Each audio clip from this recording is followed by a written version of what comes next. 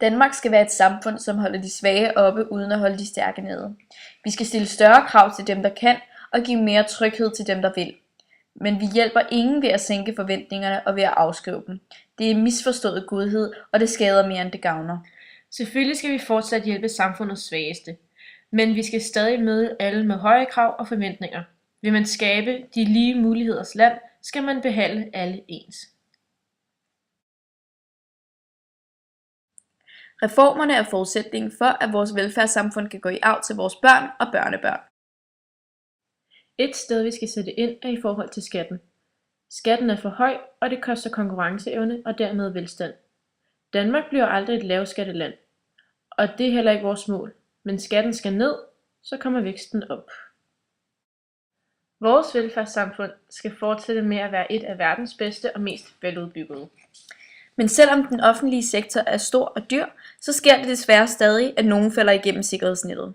Vi kan ikke løse problemerne ved at gøre en af verdens dyreste offentlige sektorer endnu dyrere. Fremover skal vi have mere kvalitet i velfærd for færre penge ved at sætte de offentlige ansatte fri og lade ansvaret følge med dem. Det betyder, at vi skal reservere en større del af væksten til den private sektor, så den kommer til at fylde noget mere. Vi skal bruge pengene mere effektivt, så får vi velfærd, men ikke dyre velfærd.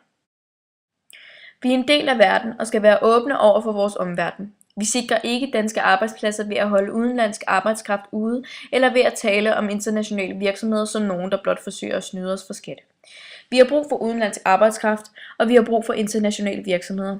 Begge dele skaber vækst og indtjening, som i sidste ende giver nye arbejdspladser til danskere. Verden omkring os har større betydning for vores levevilkår og muligheder, end vi har på omverdens. Vi kan ikke melde os ud.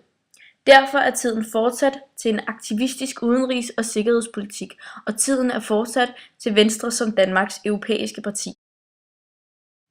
Venstre. Vi kan gøre det endnu bedre.